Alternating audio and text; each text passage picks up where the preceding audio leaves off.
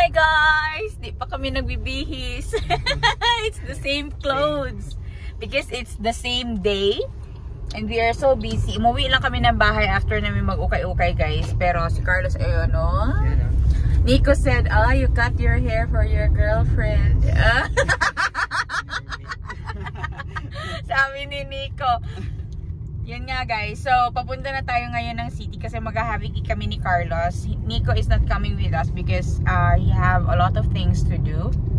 Papakita ko sa inyo mamaya yung mga ginawa niya guys. And sobrang late niyang dumating sa bahay. Ayun na, alas 3 na. Tapos kailangan namin sunduin ni Carlos si Anika sa school. Si Nico naman is ihahatid niya yung sarili niya dun sa Castari.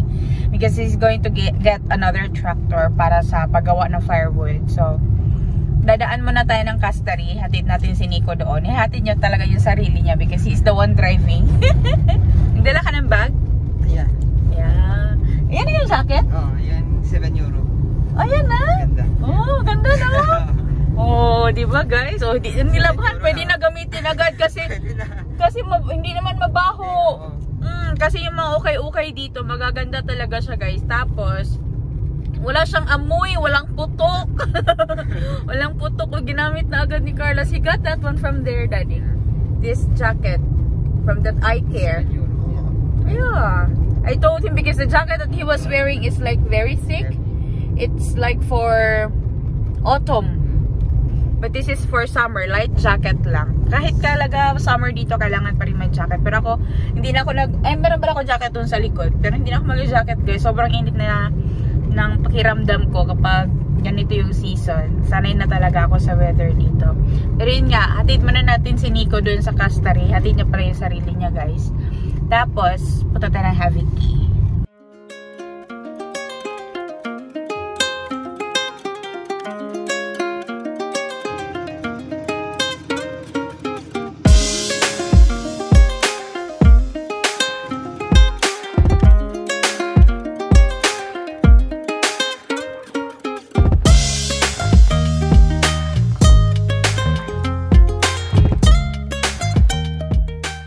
Dito na kami sa lahati ni Carlos. Tapos kasama din namin si Anika doon sa likod.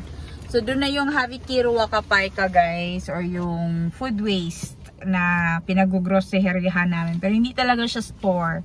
Tanungin natin si Carlos. Kasi maraming nagtatanong sa akin na paano daw makapunta ng Finland? Paano ka pumunta ng Finland dong? Sinundan mo ba yung bebe mo dito? Hindi.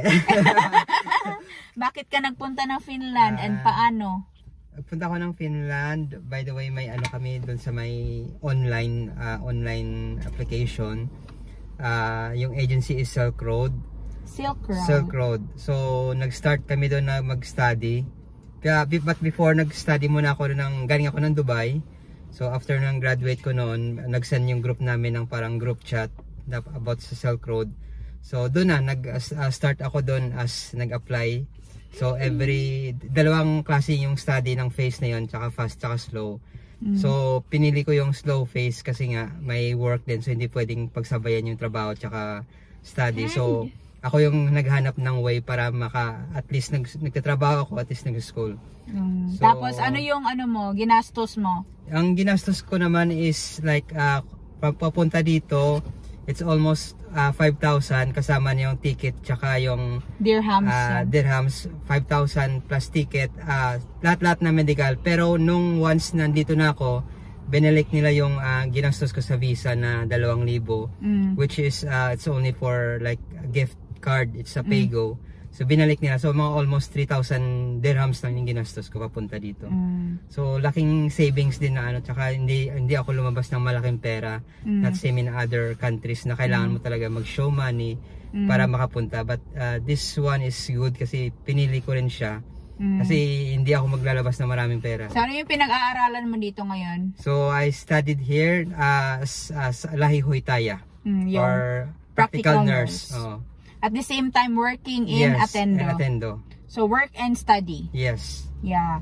So guys, yun na. Ang experience ni Carlos is through Silk Road. So try nyo lang. Ano yung website ng Silk Road?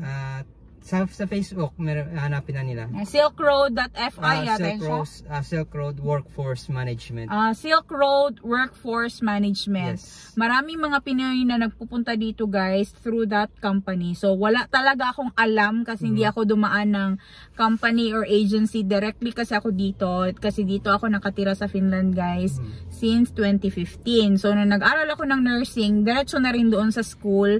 Nag-apply ako through Study Info. But for Carlos and Elisa, nanggaling sila ng Dubai and nag-apply sila through Silk Road.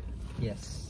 So ngayon guys, tapos na, nasagot ko na paano kayo makakapunta dito. Pwede nyong sundan yung pathway ni Elisa and Carlos na through Silk Road. Pati si Chef, ganun din yung pathway niya. Parang Silk Road din yata yun sa kanya. Pati yung mga ibang Pinoy. But however, ang pathway natin ngayon is papunta ng kusina. Kasi mag-grocery tayo dito sa Havikir Wakapaika kasi wala na daw ang lettuce si Elisa. So ikukuha din natin siya ng lettuce today. Tapos pipila na kami doon guys kasi medyo mahaba din ang pila today. Pero konti lang ang tao. Ayun na yung pila guys. Yan o, yung sa labas ng tawag nito ng bus stop. Tapos yung door na yan guys, yan o, yung may color puti. Diyan yung Havikir Wakapaika. As you can see, hindi talaga siya tindahan, hindi siya store, para siyang building lang, parang apartment lang siya guys. Pero sa loob niyan is maraming mga boxes of goods na nanggaling sa different stores and binibenta nila for worth 10 euros. Lahat-lahat ng mabibili mo dyan. Dito na kami sa pila guys. O, tingnan nyo yung OOTD ni Carlos. Magkano yan? 7 euro lang. 7 euro, di ba? Summer jacket. Maganda na siya. Maganda nga talaga siya. Bagay sa'yo. Coco Martin ako dito. Coco Martin? Coconut. Coco Lumber. Coco Lumber. O, nagpagupit siya. Mas mahal pa yung pagupit niya, guys. Magkano pagupit mo? 27, around 30. Oh, 30 euros. Yep. Tapos yung jacket niya guys, magkano yung jacket mo? 7 euros. Mahal pang pagupit. Tapos yung pinagupitan niya lang, yung sa gilid lang. Ay, nako. Pero ganun talaga, buhay Finland. So, in-encourage mo sila na pumunta dito? Yep. I-encourage na try nyo na hindi naman as in mag-risk, not naman na-risk, simply with wisdom naman. Pero, I recommend na try nyo rin na mag-apply. Malay nyo ito na yung mga sagot sa mga panalangin nyo, yung mga plan nyo sa buhay. Then continue lang and wag susuko sa buhay. Yay! Laban lang guys, laban Japan. Laban Japan. Tapos kami dito, pila gihapon guys. Pila pa rin, kahit late kami ang nasa pinakadulo, pila pa rin. Kasi 10 euros lang ang budget namin. So, naghihintay lang kami guys na mag-open na yung door. I think 20 minutes na lang, no? 15 minutes mag-open na yung door. Yep. Tapos, makakapamili na tayo doon ng pagkain sa loob. Pero ang tatanungin natin guys, may nagtatanong na pupunta daw sila dito ng family niya in God's will baka next year. Yes. Saan kami located? Saan tayo located, Carlos? Sa Hulola kami. Parang part siya ng Lati pero baba siya ng Lati. Sa countryside pa kami. Sa bundok kami guys. Mga almost 27 or 30 minutes. 30 minutes drive pa. Ano siya, Lahti, Hollola, tapos Hamenkoski. Yung lugar talaga namin, pangalan niya is Hamenkoski talaga yung barangay namin. Yes. Barangay Carlos. Punta kayo sa barangay namin, fiesta doon. May fiesta doon guys sa summer. Punta kayo, magdala kayo ng ulam nyo. Kayo na magdala ng ulam kasi hindi kayo magluluto. Yeah. Yeah, dala kayo ng pork guys para mayroon kami pang barbecue. Sarap ng barbecue kahapon. Next week na naman ulit. Marami ako ng kanin. Ay, marami ka ng kanin nga. Oh, guys, ang tagal mag-open ng door. Nagchismisan pa kami dito. Pero yun nga guys, sa Hamenkoski kami. Malayo pa siya dito sa Lahti. About 30 minutes drive by car. Pero kung by bus, yata about 30 minutes din. Tapos napunta dito sa Havikir Wakapaika mga 10 or 15 minutes na lakad pa. Dito na kami sa may pinto guys. Ano nakikita mo, Carlos? Yan, puro mga tinapay lahat. Dami tinapay guys, as in, bago. Uy, ang dami! Nyo guys, dito pa lang sa may pinto. Yan oh, trace talaga siya ng tinapay na galing doon sa Sinohe. Yan pa naman yung tinapay na masarap, Carlos. Ito, yan. Yan lang yung kinuha. Yan guys, so tingnan. Carlos, anong mga binibenta mo dyan? Ano, sobrang dami. Galing dyan sa Sinohe. Yan o. Trace yan guys. Hanggang doon o. Sobrang dami. Kumuha na kami guys. Yung kinuha namin na tinapay is yung ganito o. Yung parang burger buns. Yep. Ang daming tinapay as in. Tingnan nyo. Ang daming saging doon guys. As in.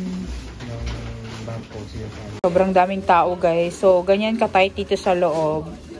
Mahirapan kami mag-video-video ni Carlos kapag ano, namimili, di ba? Kasi paano bubuhatin? Sino maghawak ng camera?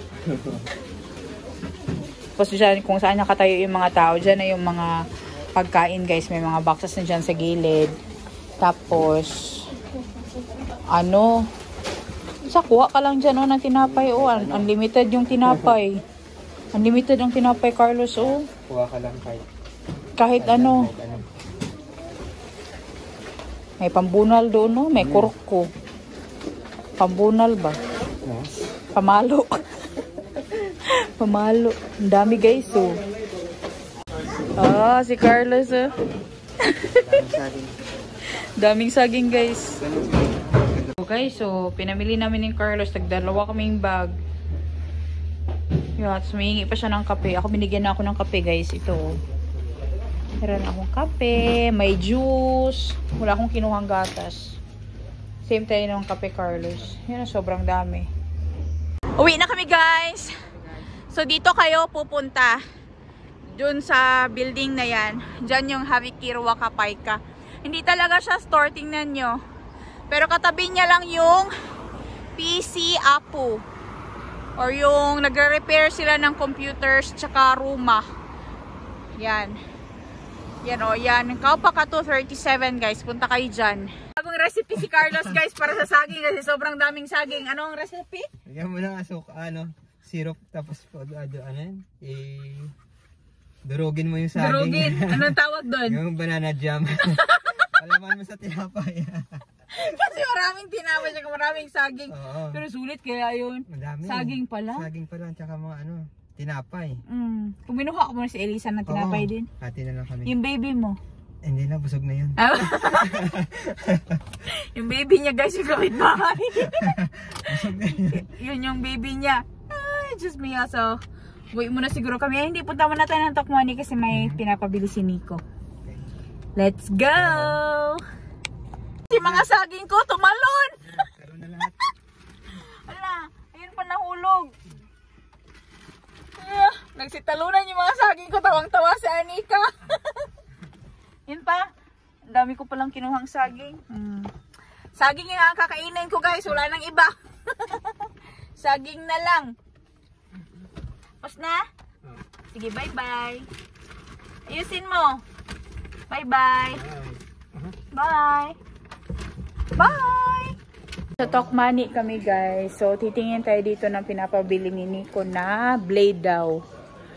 Tapos, tingin din tayo ng mga tanim nila. Kasi meron na silang mga tanim-tanim na naka-display ngayon dito. Guys, meron sila ditong itong mansika or yung, polka. Ayatele tao sa huva suomalainen mansika. Että olen sa mesua. Ito, meron dito. So, 10 pack siya. 12.99. Tingnan nga natin. So, ito na yung seedlings, oh. Yan. So, 12 siya. Bibili siguro ako. Hindi ko alam. Tapos, meron din sila ditong raspberries. Meron din silang itong red currants. Tapos, itong mga evergreens kay mga perennial ito na mga tanim. Ito yung nasa baba, perennial din yan. O yung mga bumabalik ulit pa. Nag-hibernate during winter pero bumabalik. Meron din sila nitong blueberries. Magkano kaya ito? Ito, blueberries na ganito guys. Ito. Blueberry Boss Best. Tatanim tayo niyan pero we will not be able to get the result yet right away this year. Na rin silang garden dito guys sa labas nila na binebenta yung mga tanim. Ang gaganda ng tanim, guys. Tingnan nyo. Take a breath, it's summer, summer. Smell the perfume in the air. Loving how the days are longer. Sit out on the porch, dear. Tea is sweet like smiles on faces. Water's warm, so jump right in.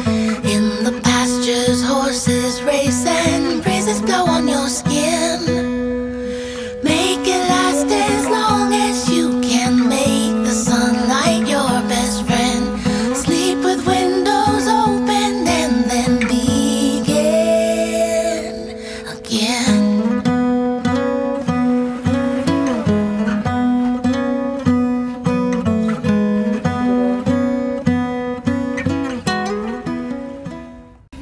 Bye, Carlos! Salamat. Hey pa, Tito Carlos! Hey pa, Anika. Hey pa! Uy, ayusin mo yung ano mo, gamit mo. Bye! Salamat! Bahay na ako guys dito sa yard. So ito yung tinarabaho ni Nico. Kinuha niya yung ibang firewood or yung logs pala doon sa forest guys. Gamit yung tractor na yan. Kaya hinatid ko siya doon sa friend niya nung morning. Tapos, nung papunta kami ng Haviki, ito namang isang tractor ang kinuha niya guys. Kasi yan na yung tractor na gagamitin na meron siyang hydraulic na nakakonect yung color red na yan. Yan yung ginagamit pang cut ng logs for making firewood. So, sisimulan na yan very soon kasi kailangan talaga na madre talaga yung mga firewood bago mabenta. So, ito yung magiging workplace ni Nico. Dito niya gagawin yung mga firewood niya. So, papakita din namin sa inyo next time paano nangyayari and paano ginagawa. So, yung mga inuna niyang kinuha guys, most of these are birch ito. Birch siya guys. O, basta yung may maputi siya na skin. Tapos yun is yung kusi, yung color brown. It's kusi, right? Now, I'm familiar with the wood. Yeah. So, Nico have a lot of birch na pwede siyang gawing firewood. And birch is more expensive than spruce or yung kusi. So, bago yan, pasok muna tayo dun sa loob. Papakita ko sa inyo yung mga napamili ko doon sa Haviki Ruacapaica. Let's go! Oh, what a feeling! This happy, happy feeling. Happy, happy, happy, happy. I can't explain. This happy, happy feeling. Happy, happy, happy. Oh, what a feeling! What a feeling. This happy, happy feeling. Happy, happy, happy, happy. I can't explain. I can't explain. This happy, happy feeling. Happy, happy, happy, Happiness, yo, yo, yo, yo, yo. Happiness, yeah, yeah, yeah, yeah, yeah. Happiness, yo, yo, yo, yo, yo. Happiness, yeah, yeah, yeah, yeah, yeah. Any place I enter, I go to feel my free. Forget I am a dad. And ito na yung lahat na napamili ko doon for worth 10 euros sa Haviki Ruacapaica. Hindi na puno yung aming lamesa but it's okay kasi napakarami pa rin ito and sobrang dami ding tao today guys. Wala masyadong vegetables pero napakaraming saging. Kaya saging yung mga kinuha namin ni Carlos tsaka mga tinapay. Yun yung mga nag-uumapaw doon today sa Haviki Ruaca. Hindi talaga the same everyday na pagpunta natin doon. Minsan maraming karne, minsan wala din masyado. Pero hindi pa rin tayo papatalo kasi meron pa rin tayong naiuwi na filet na chicken guys. And ito is napakamahal nito sa store. I think this is more than 5 euros sa store kung bibilihin mo ito. So nakakuha tayo nito guys, isang box. And yeah, isa-isahin natin lahat ng lahat ng napamili ko doon sa Haviki Ruacapaica for worth 10 euros. So unahin natin guys, yan lahat yung mga napamili namin doon sa Haviki Ruaca. Natin dito banda. So meron tayo ditong possum. Ano siya guys, yung tali siya for the dog. And this is good for 3 years. 2 to 10 kilograms. I don't know gaano kabigat si Marsa, pero kinuha ko na lang. Kasi baka kailangan ni Heidi, yung kapatid ni Nico, or meron siyang friend na may maliit na aso na kailangan ito. Kaya si Elmo, yung kapatid ni Nico na isa, meron siyang aso na maliit. Baka pwede ito kay Elmo. Kasi maliit naman aso sa Elmo. Yeah, kinuha ko ito guys. Bago pa ito. Pero ano siya sa Haviki. And kinuha ko lang. Kasi maganda siya oh. Color black and gray. Tapos meron din siyang reflector. Yung stitch niya parang may reflector. Ayan, kinuha ko siya guys. So ibibigay natin to kasi hindi naman to kasya kay Pimo. Mabigat kasi si Pimo guys, hindi pwede sa kanya yung ganitong klaseng tali. Yung tali niya guys is medyo makapal kasi masyado siyang malakas kapag nilalakad namin siya sa labas. Meron tayo ditong tuna guys. Alam nyo ba, hindi pa mag-expire ang tuna na to. Itong tuna is mag-expire siya on June 2027. Ilang taon pa. Pero andun siya sa Haviki kasi yan oh, na ay naglama-lama. Pero hindi siya galing doon sa tuna guys. May nahulog siguro dito kaya siya nagkaganyan. But since ganyan na yung kanyang packaging, na-damage na yung kanyang seal, yung kanyang pa-sticker, yung kanyang apelyido, parang na ano na. Kaya ano siya sa Haviki. But this is tuna, John West na tuna. Tonica Lapaloya. So, magagamit natin to sa pagluluto. Kaya pwede itong gawin nating palaman sa tinapay, di ba? Meron din tayo ditong mouse tamaton, yung unflavored na chicken fillet. Yeah. Chicken fillet ito, guys, na antibiotic. So, wala siyang antibiotic yung pagka-raise ng chicken na to. So, maganda ito guys. Wala siyang halong chemical, di ba?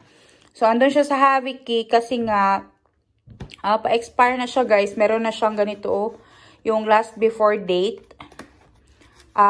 Meron na siyang 30% guys. And lahat talaga na merong orange tag sa store, pa-expire na yan sila. Kaya tatanggalin na siya doon sa shelf. But we're so lucky na meron tayo nito kasi pwede tayo mag-grill. Panghalo natin sa mga pagluto natin dito sa bahay para pang ulam. Ito lang din yung mga fruits doon guys. So ito lang yung lahat ng fruits na nakuha ko. Meron tayo ditong lemon, citruna. Tapos meron tayong apples. Tapos oranges. 3 oranges lang ang nakuha ko doon guys. Hindi siya kagaya dati na sobrang dami talaga. Kailan kaya yung araw na dadami na naman talaga yung mga fruits na makukuha natin. Tapos, yeah, meron tayo ditong 3 pirasong lemon, 3 pirasong oranges, tapos mga konting apples, 1 paprika, tapos itong cucumber. Kinuha ko ito guys kahit na nagkaganyan na yung kanyang color kasi pwede naman natin itong ilagay sa ating pa-juice. Tapos, meron din tayo ditong mga kales, 2 pack ng organic na kales ang kinuha ko doon. Tapos, meron din tayo ditong, ano tawag nito, parsa or yung ano nga yung parsa guys? Tawag na yun, nakalimutan ko to sa English guys. Ano pangalan niya? Basta parsa ito guys.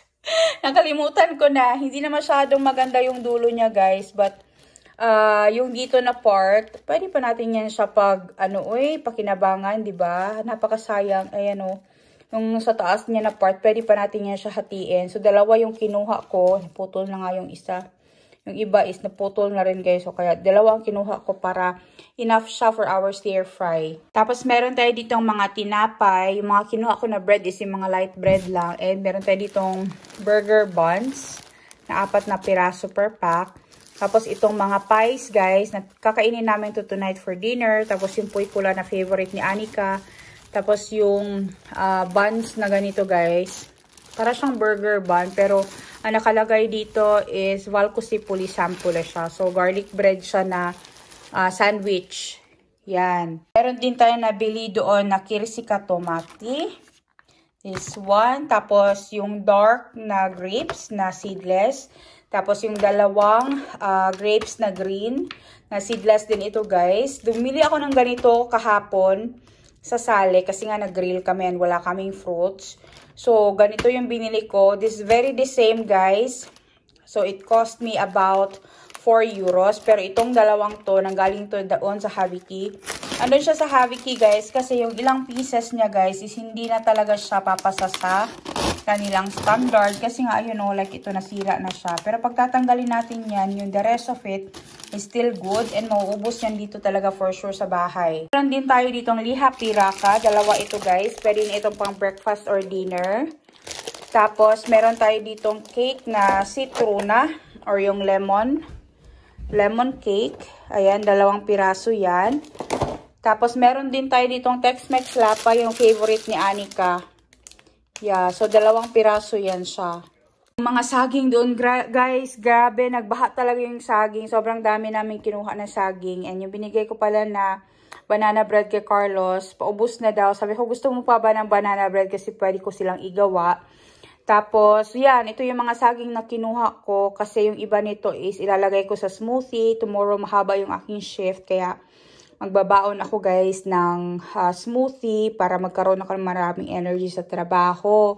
Tapos meron din tayo ditong nature diet. Very low calorie diet na mocha yung kanyang flavor. With added fiber na daw siya. So 2 yan. Isa. Ito yung pangalawa guys. Kumuha din ng ganito si Carlos. Sabi ko kumuha ka niyan kasi maganda yan. And, yan na yung magiging lunch or dinner mo, kaya breakfast. Tapos, meron din tayo ditong cheese biscuits with pesto. Meron siyang garlic and yung basil. Napakasarap nito guys na cookies. So, snacks lang ito namin. Lalagay ko lang to sa mesa namin. And, meron din tayo ditong locally fruit drink na 0 sugar added na raspberry. Ayan, kinuha ko to guys kasi wala na kaming juice sa bahay. Hindi pa dumating yung in-order ko sa Matsmart na mga juice. Tapos, meron din tayo ditong Kulta Katrina na coffee. Actually guys, yung in-order ko yata sa Matsmart, parang the same brand ng juice. Ganito din. Hindi ko lang maalala. So, hintayin ko yung box ko guys na dumating. Sana dumating siya tonight para mapakita ko rin sa inyo kung anong laman nun. Yan. Ito na nga yung lahat guys na napamili namin today doon sa Haviki Ruacapaica. Hindi sumama si Nico sa amin kasi nga busy siya na mag-assemble ng mga kagamitan niya guys doon sa labas. Dalahin yung 2 tractor para mag-ready na sa paggawa ng firewood. But we are so blessed today guys na kahit pa man na hindi napuno yung ating table, hindi umabot doon and lumampas doon, marami pa rin tayong napamili talaga for worth 10 euros and napaka-kompleto.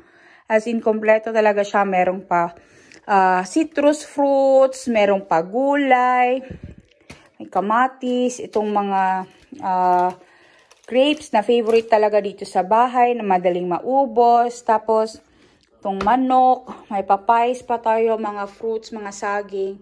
Tapos, meron pa pala tayo ditong basilica, guys. Ito. So, ito try ko siyang ilagay sa bintana. Baka humaba-haba pa yung kanyang buhay. Andun siya sa Haviki kasi yung lower part niya, guys, na ganun, nalamog na siya. So, tatanggalin ko yung kanyang plastic para hopefully, tumagal-tagal siya. And meron akong mabunlot-bunlot dyan pag gagawa ako ng pasta. Ayan, napakarami nating blessings and napakasulit talaga palagi kapag pumupunta doon sa Haviki Ruacapaica para mamili ng pagkain. Napakaganda tingnan guys na maliwanag na sa labas and napakaliwanag ng ating budget kasi nga, di ba, 10 euros lang ang ginastos ko dito. And sobrang dami din talaga ng pagkain na napamili ko and I'm always thankful sa Haviki Ruacapaica doon sa Apu or Tuki Apu Uhudistus na nagbebenta sila nito mga Haviki Ruaca for 10 euros. Guys, pasensya naman kung hindi ko alam, hindi ko talaga sure kung meron pa bang ibang lugar sa Finland na nagbibigay or nagbebenta ng mga Haviki Ruaca. Ang alam ko sa Joensuu meron, sa Rantakila, kasi doon ako pumipila before nung pagdating ko dito sa Finland. Yun naman is provided siya ng Vapaseurakunta or yung Evangelical Free Church. Tapos dito sa Hollola guys, meron silang free bags kung saan ako nag-volunteer. Every Saturday yon doon sa Helontai Kirko. Sa Lami meron din. Sa Helsinki meron din guys sa mga churches. Just try to ask or i-search nyo po sa internet kung if ever andito kayo sa Finland. i-search nyo po saan banda yung mga ruwaka apu or yung mga food bags na libre. Ayan, nagsimula na si Anika guys na kumain. So, kailangan ko na talagang hugasan itong mga napamili ko. Please try to search guys, and I will also try to search ng mga places para ma-share ko sa inyo yung mga Filipino na papunta dito sa Finland, kung saan pa yung ibang places na pwede kayong makakuha ng mga free food or mga food bags. Sa Prisma guys, meron din silang box na 2 euros lang yata yung binayaran ni Katrina. Yung friend ko guys, nakabili siya doon twice before 9 o'clock in the morning sa Prisma. I don't know kung available siya sa lahat ng Prisma sa buong Finland. Sa Lidl meron din sila. Pero yun, nauubos nga siya guys. Iba pa rin itong Havikirwaka na nabibili namin na sobrang sulit talaga. But at least, yung mga places na yun meron sila. Please try to check. And please try to visit yung different stores dito sa Finland. Meron talaga silang mga Haviki din na binebenta for a cheaper price. Like sa Co-Market din, meron din sila na tinapay na bag. Yun, 2 euro lang yata yun or 5 euro, depende. Tapos yung Rescue, RES, tapos letter Q, Rescue. Pwede kayo doon makabili ng mga pagkain na rescue or rescue food siya. Nilalagay ng mga restaurants for a cheaper price. Tapos yung Matsmart. Tapos yung Fiksuruwaka. Ay meron pang isang place doon sa Kalasatama sa Helsinki. Sa loob ng mall. Nakalimutan ko anong place, anong pangalan ng store na yun guys. Haviki din yung binibenta nila. Napakaraming option. Maghanap lang kayo kung hindi nyo maintindihan. I-search nyo in English kasi meron din namang option siya in English. And napaka-simple lang siyang gamitin guys. Kahit hindi nyo maintindihan, i-translate nyo lang. Bibigyan pa rin kayo ni Google ng sagot kung ano yung mga nakasulat doon kasi nga in Finnish siya. But I really hope talaga sa totoo lang na meron talagang ganito, Havikirwaka or yung mga places na namimigay ng mga pagkain or binibenta nila for a cheaper price dyan sa Philippines. Kasi dito sa Finland guys, napakarami na and sobrang dami pa rin talaga ang natatapon sa dumpster na hindi siya nare-rescue or hindi siya nasi-save. Kasi nga, yung ibang tao din, ayaw nilang mag-consume ng Haviki or wala silang time pumila doon or ayaw nilang bumili ng Haviki. So, yun guys. Pero ako talaga, hindi ako nahihiya na yung pagkain talaga namin is nanggaling talaga siya doon sa food waste. Haviki guys, or Havikirwaka, or is food waste po ang translation talaga niyan sa English. Hindi ko siya pwedeng bigyan ng ibang pangalan. Siguro blessing, this is a blessing for us. But yeah, Haviki talaga ang tawag niya dito sa Finland. Dito ko na po tatapusin ang video na to. Salamat po sa panonood. I hope you like, share, and subscribe to our channel. I'll see you again next time. Hey, hey! That one. Can you look if there expiration date of that too?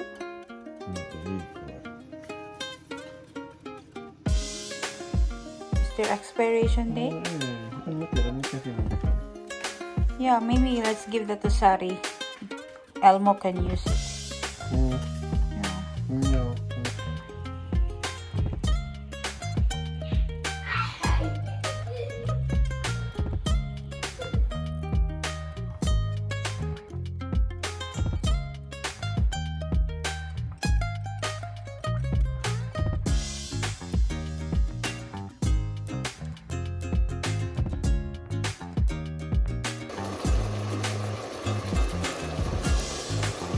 Ito na yung manok guys na nanggaling dyan sa Haviki today. Tapos yung rosemary na nilagay ko dyan nanggaling din sa Haviki. Pati yung paprika. Yung garlic guys nanggaling din sa Haviki. Yan. Tapos yung sauce na ginamit ko dyan guys is yung sauce na ginamit namin kahapon for our barbecue. Hindi ko siya tinapon kasi niluto ko na kasi ito. So, isa-save natin to guys para magamit sa pagluluto in a couple of days pa.